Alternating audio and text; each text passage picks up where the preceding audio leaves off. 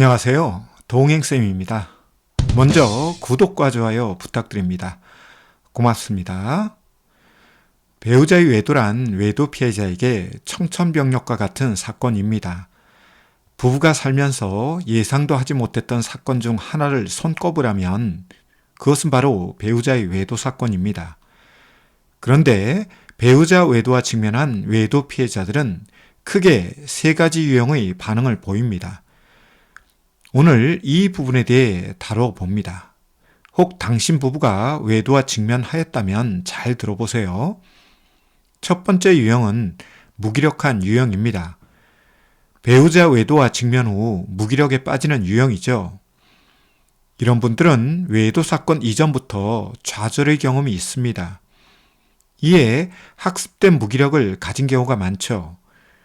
이것은 결혼 생활에서 생긴 학습된 무기력도 있지만 원가족으로부터 가지고 온 학습된 무력도 있습니다.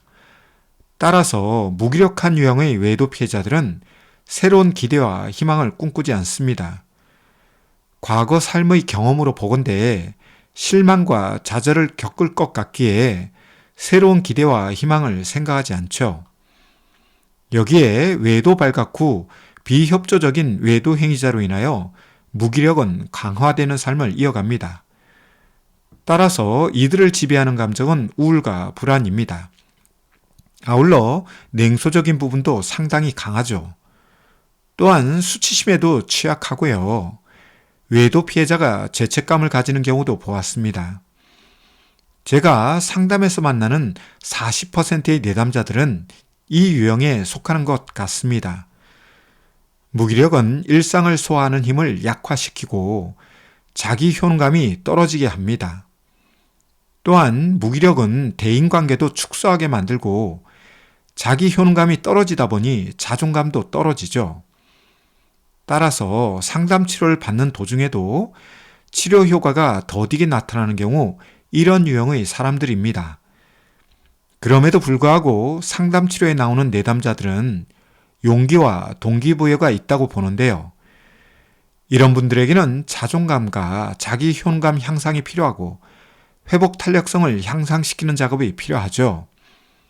아울러 자기 주장과 감정 표현을 통하여 공감과 위로, 격려와 배려가 많이 필요합니다. 그런데 무기력하다 보니 이런 노력을 할 에너지가 부족하고 옆에서 열심히 도와주어도 스스로 자신을 믿지 못하죠. 왜냐하면 그동안 있었던 실망과 좌절로 실패에 대한 두려움이 있기 때문이죠. 그럼에도 불구하고 이 유형에 해당하는 외도 피해자는 반드시 그리고 즉시 치료적 작업이 필요합니다. 이를 통해 내면에 있는 부정적인 감정과 생각에 대해 이해관계가 없는 사람과 대화 및 소통을 해야 합니다. 그래야 마음을 지배하는 부정적인 감정과 생각을 털어내고 무기력에서 벗어날 수 있죠. 또한 자기 충족적 예언 중 부정적 예언을 많이 하는데요. 이로 인한 확증 편향적 부분에 대한 치료가 필요합니다. 이를 통해 무기력에서 벗어나고 일상 회복력도 찾을 수 있으며 외도 극복에 대한 첫 번째 단추를 채울 수 있습니다.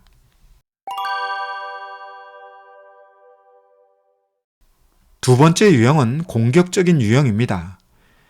이분들은 무기력한 유형과는 완전히 다른 모습을 보이죠. 마음에는 공격성과 분노, 복수심 등이 가득 차고 이런 감정으로 외도 행위자뿐만 아니라 자신을 파괴하고자 합니다. 이들 마음에는 자존감보다는 자존심이 작동하고 외도 상간자와 비교하는 의식도 강합니다.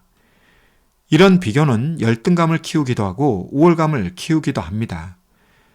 그런데 어떤 경우가 되었든지 관계없이 감정을 동요시키고 감정을 폭발하게 만들죠.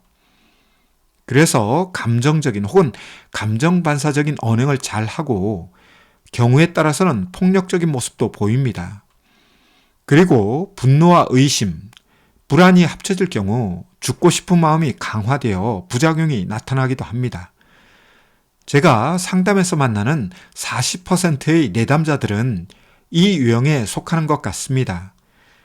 이들은 상담 현장에서도 외도 행위자 공격과 비난에 몰입하고 외도의 옳고 그름에 빠지는 상담을 원합니다. 그리고 마음을 지배하는 울분과 우라를 다스리기 어려워 상담 현장에서도 감정을 폭발하는 경우가 많습니다. 이런 분들은 상담 치료에 적극적인 경우도 있지만 상담 과정에서 불만이 쌓일 경우 상담 치료를 거부하죠. 외도 피해자임에도 불구하고 상담 치료를 거부하는 경우가 흔합니다.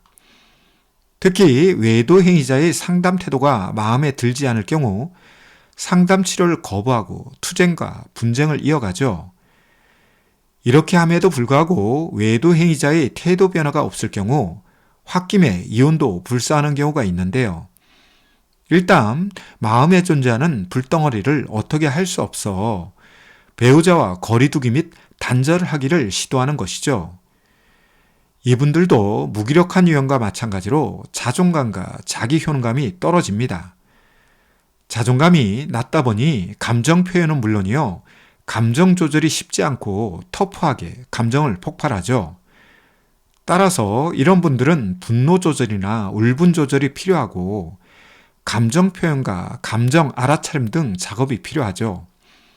쉽게 말해서 자기 성찰과 함께 감정과 생각, 그리고 언행을 살피는 작업이 필요하죠.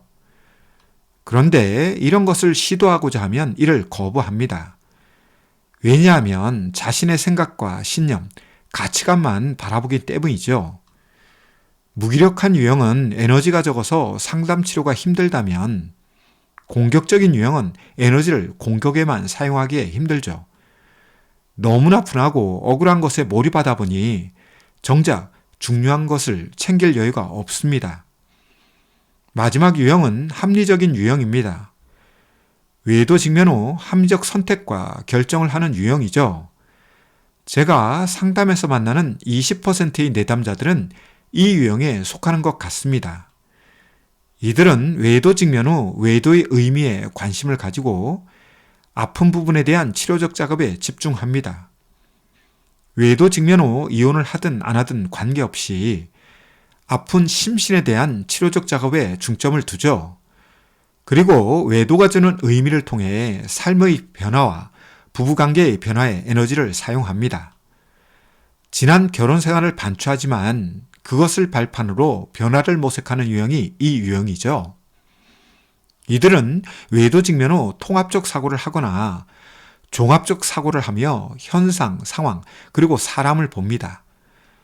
아울러 외도 직면 후 필요한 지혜와 정보에 관심이 있고 이를 아는 수준이 아니라 실천하는 수준으로 활용하죠. 비록 치료 과정이 길고 쉽지 않다고 하더라도 치료적 작업에 도전하고 이를 통과하려고 노력합니다. 또한 상담 과정을 통해 배우는 것에만 머물지 않고 익히는 과정과 실천하는 과정을 통과합니다. 외도 직면 후 가장 이상적인 부부라고 할 수 있는데요.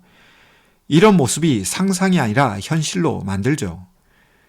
그래서 외도가 큰 아픔과 상처를 주었지만 이를 통해 부부, 결혼, 이혼, 재혼을 비롯하여 보다 나은 삶을 위한 비싼 비용을 지불하면서 삶의 변화와 전환점을 만드는 지혜로운 선택을 합니다. 혹 이혼으로 부부관계를 정리한다고 하더라도 마음의 상처와 아픔을 어느 정도 치료한 후에 이혼을 선택함으로 말미암아 이혼 후 삶의 안정감을 확보하기도 하죠. 이렇게 이혼한 분들은 재혼이나 재결합을 하더라도 전원관계의 부작용과 후유증이 거의 없습니다. 혹 외도와 직면하셨나요? 그렇다면 당신 부부는 어느 유형에 지금 빠져 있으신가요? 외도 없이 사는 부부가 많았으면 좋겠지만 이미 외도와 직면하였다면 세 번째 유형의 부부가 많아졌으면 좋겠습니다. 부디 참고하길 바라오며 오늘은 배우자 외도 직면 후 반응하는 외도 피해자 유형에 대해 다루어 보았는데요. 내용이 유익하고 공감되었다면 구독과 좋아요 부탁드립니다. 고맙습니다.